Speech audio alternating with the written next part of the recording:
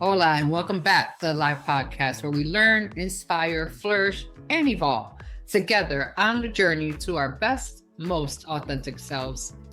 I'm your host, Dr. C, and today we're going to be talking about the ripple journey of transition. We'll be looking at it through the lens of our emotional and social dimensions of wellness. I am so excited to be joined by María Tomás-Keegan, a career and life transition coach with 30 years of corporate leadership experience, and the co-founder of BoldTimers, a community of encore professionals. María authored the book Upside Down to the Right Side Up. It helps people navigate life's inevitable changes by honoring their wisdom rather than treating transition as a problem to solve. Let's get into it. Hola, Maria, and welcome to the Live Podcast. It's an honor to share this space with you. Thank you so much for inviting me, Wanda. It's an honor here, too. Thank you. So let's jump right into it and let's lay the foundation. For listeners that are not aware of BoldTimers and the ripple journey that we'll be discussing today, can you tell us a little bit about what BoldTimers is and what the goal of BoldTimers is?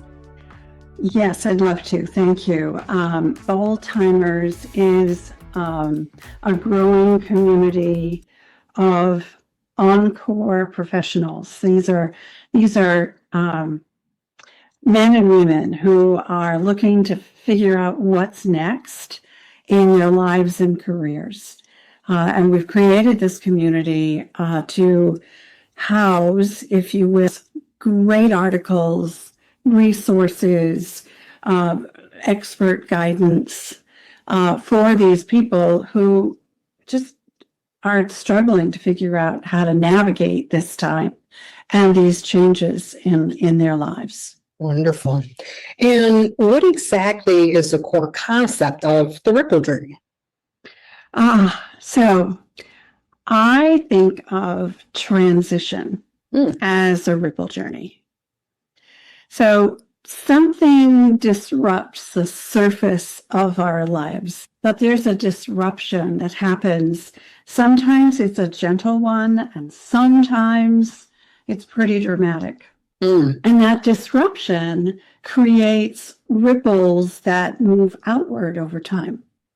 So what's important, I think, is that transition isn't just one moment. It's a process.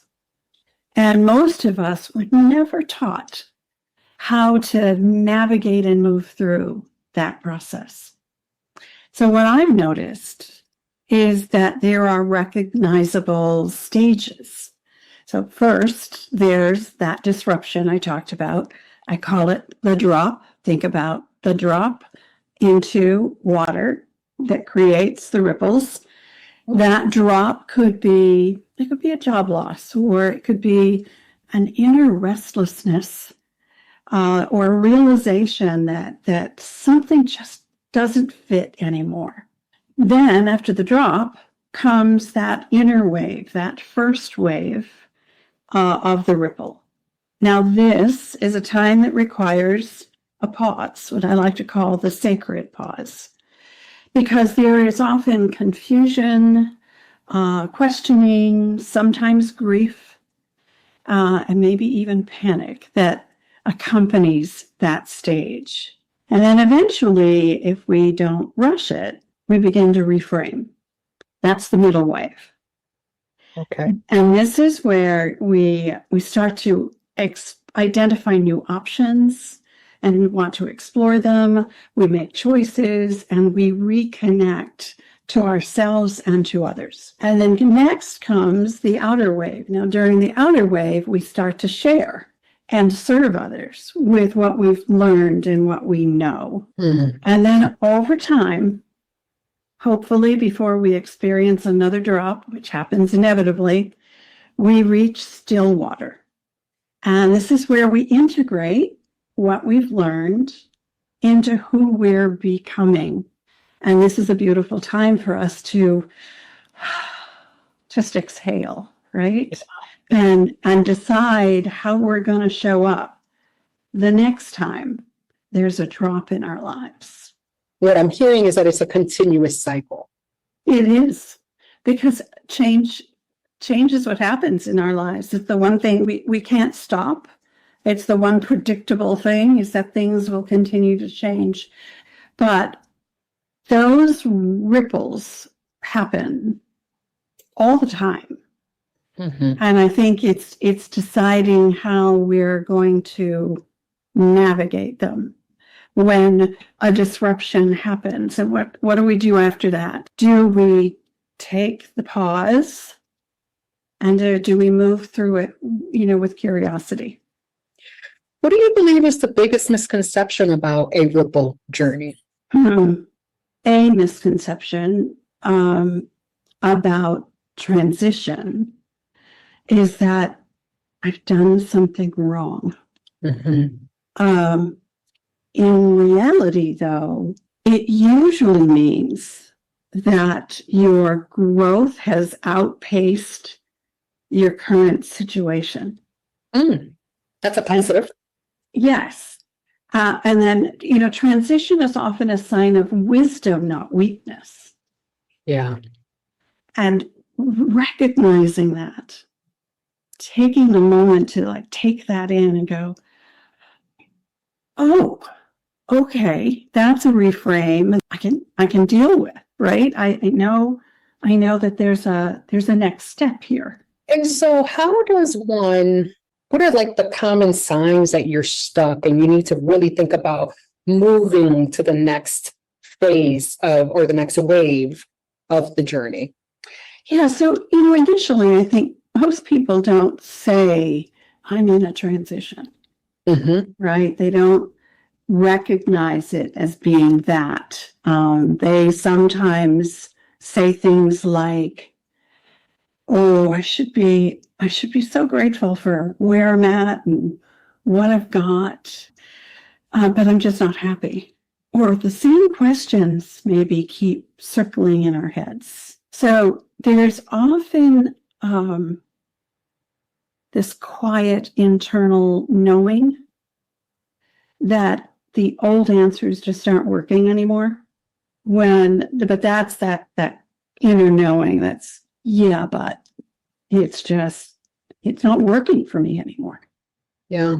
And so I could see that dichotomy of I still have to work, but I'm not content. I'm not happy. I'm not fulfilled. And I can imagine when we have time to kind of reflect and be honest with ourselves and kind of bring that together, that's a huge moment of transition, whether it's a realization internally or you say, it's time for a change. What are your thoughts about that? Yeah, absolutely. I'm starting to think about myself and my experience. I've been through a lot of transitions, and my clients, that resonates highly. This is where I work with clients on going deep into two things: their skills and how those skills might translate to doing something that they would find more fulfillment in.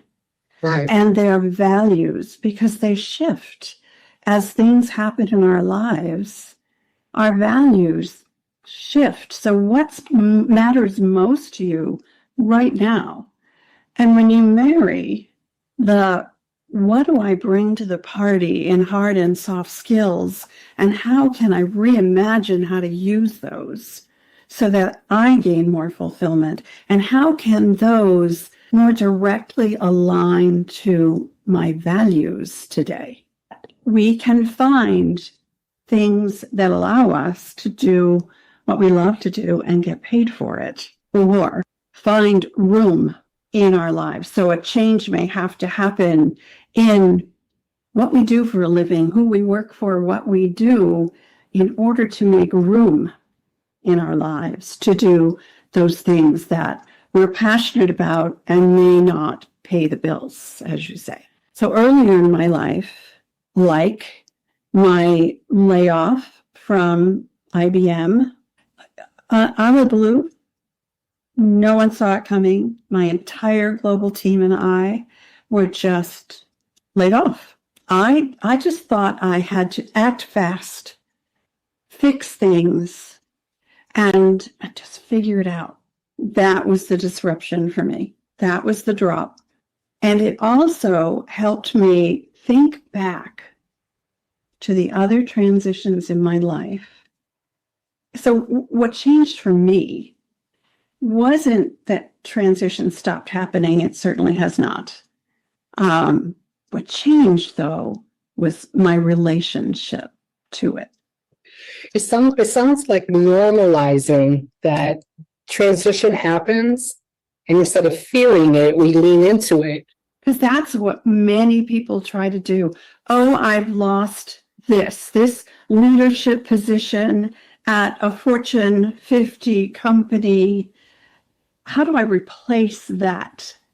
Right. And for me, it was clear that pretty quickly that would no longer work for me. So the first thing where skills are concerned is that we look at all the skills we have, all the hard and soft skills. What makes us good at these big umbrella skills that we have? So we're good at project management, big umbrella skill. What are the hard and soft skills that make us an expert at that? Or leadership, another big umbrella skill. What are the hard and soft skills that make us good at that? And once we've gone through that exercise of really peeling back the onion to get to those hard and soft skills, because that's who we are. So in the soft skills, compassionate, empathetic, strategic thinker, stuff like that, right? Hard skills are the more technical things we know how to do. So once we've kind of completed that, then we look at, of those, what are the ones that light us up? Okay. What are the ones that get me out of bed every morning because I get to go do more of that? What are those things? And then of those skills that you know how to do, what are the ones you just don't want to do anymore, right? They're no longer fulfilling. You might be a master at them, but they're no longer fulfilling for you. Yeah. What are those? And now taking a look at like those three columns, if you will, all the things I know how to do, the things I love to do, and the things I don't want to do anymore. First thing that happens when you list all of those skills in the first column, it instills a great deal of confidence. This is the first smallest practical step you recommend that someone should take when they're in that first wave of reflection. Yeah. So what I wouldn't recommend is taking action first. Okay. What I would recommend is giving yourself permission. Permission to not know yet. Permission to stop forcing your way through it. Permission to name what has changed and talk about how does that make me feel? And getting very in touch with, and this is hard for a lot of people. This is where the fear, the shame, the guilt can come up. But when you name what has changed and you start thinking about what's your relationship with that, it shifts things. So a simple question I often suggest is,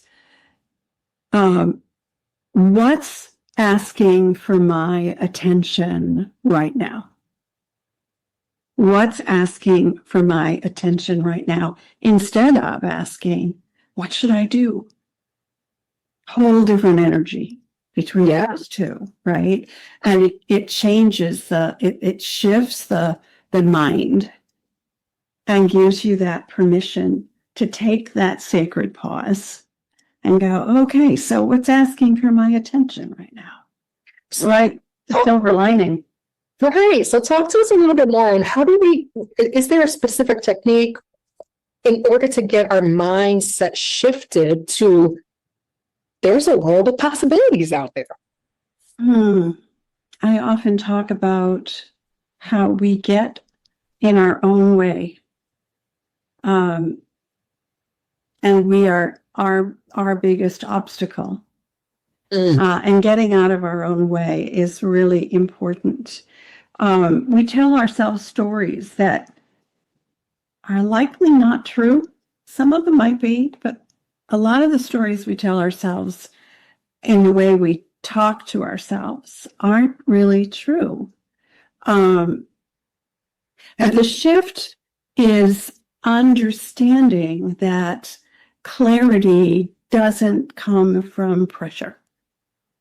It really comes from listening and listening to understand to yourself and others, and then also communicating so that people understand where you're at, where you're headed, why, all of that. When you were talking, I was thinking about the pressure from our social network. Just get another job. What's the problem? Exactly. Right? Just get another job. And how the social network, instead of helping, could be more damaging, right? Because we're not necessarily giving space for that reflection. Right? Giving space for someone to really kind of analyze and adjust to where they are in their lives in that moment. Yeah, and it's not allowing. So this is what I meant before when I said we are not taught how to do this transition stuff at all, never mind gracefully. Right? At all. Yeah, so, and then there are lots of people like me, right, who've been through plenty of transitions themselves, and they may need another tip, right? They might go, yeah, but I've done that before. So for those people, the work becomes less about fixing and more about trusting. Trusting who you are becoming, trusting what you believe in, what you value. So this might look more like laying out some choices and testing those choices instead of committing to any one of them first. So at this stage, transition becomes a skill when you've done it more than once. If we look at it that way, it becomes a skill, not a crisis. But I do love the idea of shifting the mindset so that you're going at it through a positive lens versus a deficit, basis. Yeah. Right. And so my next question was going to be about the transformation that one goes through, right? And so I'm imagining the clarity that comes from reflection, and that being one of the immediate benefits that one would have. What do you believe is the biggest long-term transformation you've seen in people that master transition as a skill versus a crisis? I see people stop outsourcing their power and authority. Ooh, that's powerful. Say that again. Please say that again. People stop outsourcing their power and authority. Yeah, they recover faster from setbacks. They bounce forward quicker.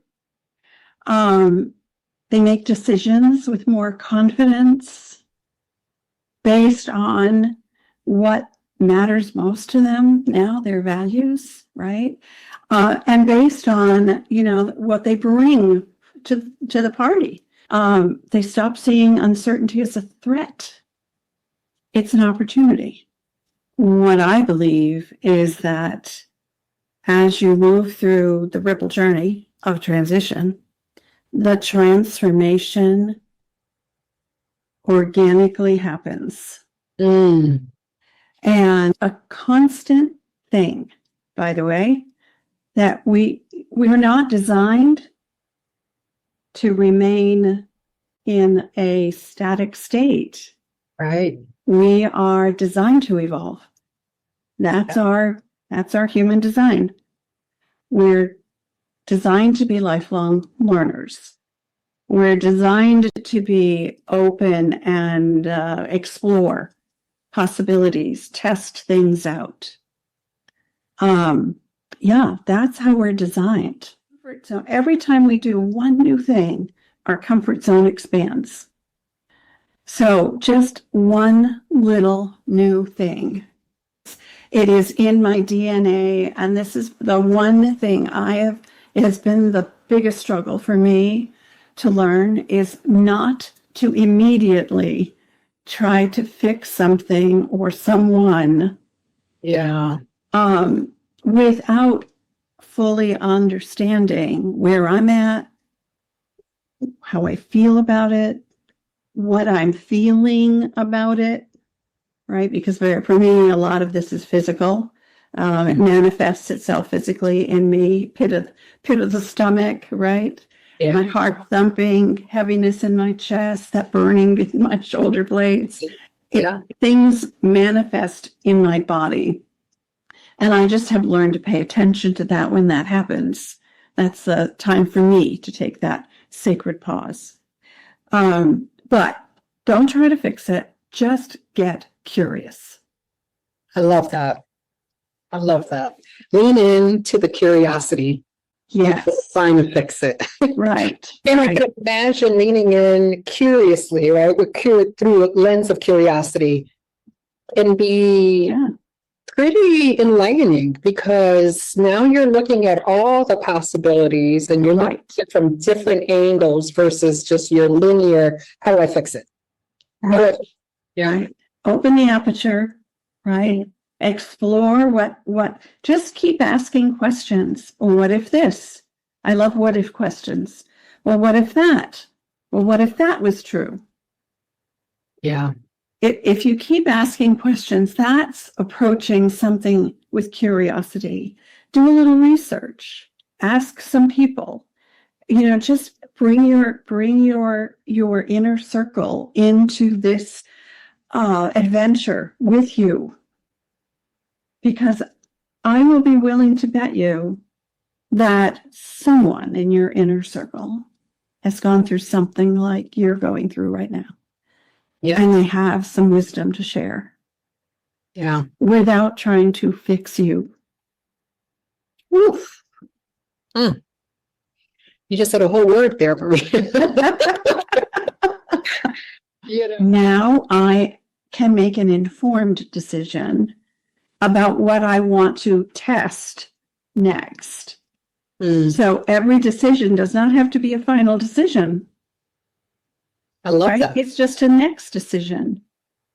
And test it out, see if it works. How does it make you feel? What does it do for you? How does it fill a void for you?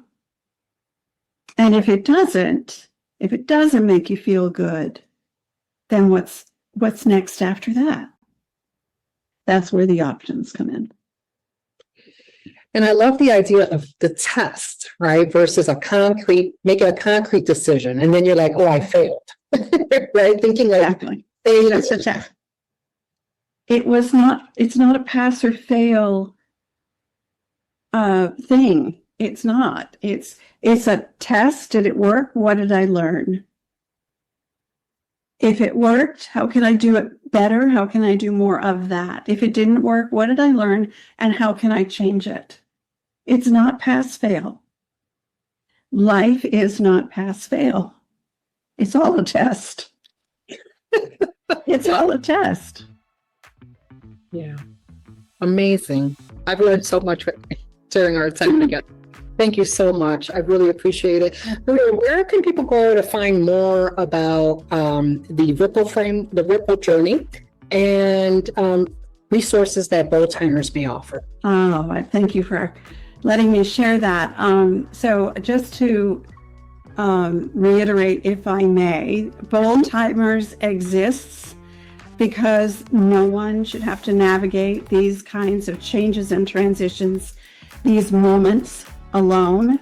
especially when they carry a lifetime of experience and wisdom and resilience that deserves to be honored. So BoldTimers is a community rooted in conversation, shared insight, wise support, and it's a place to reflect on where you've been and gain perspective and imagine what's next on your own terms. So we have a lot of fun, and it's very inspiring when we get together and create common ground among us. And that's what the BoldTimers community offers. And you can find us either at boldtimers.com or boldtimers.substack.com. Beautiful. Maria, thank you so much for your time and your wisdom today. Yeah. That was truly an enlightening conversation. And the most profound takeaway from our conversation today is that we must stop outsourcing our power and authority during times of change. Oh, that hit me like a ton of bricks. As Maria pointed out, transition is not a sign of failure, but rather a sign that your growth has outpaced your current situation. What a wonderful reframe. Oh, by treating transition as a skill rather than a crisis, we can learn to trust who we are becoming. To further explore and connect with Maria, you can join the community at BoldTimers.com or find their resources and articles on the BoldTimers Substack Hub at BoldTimers.substack.com. Until next time, keep on learning, stay inspired, continue to flourish, and never stop evolving. I'm your host, Dr. C, and this is the Life Podcast. Ready to turn inspiration into action? Tune in to the Life Podcast with Dr. C to bridge the gap between where you are and where you want to flourish.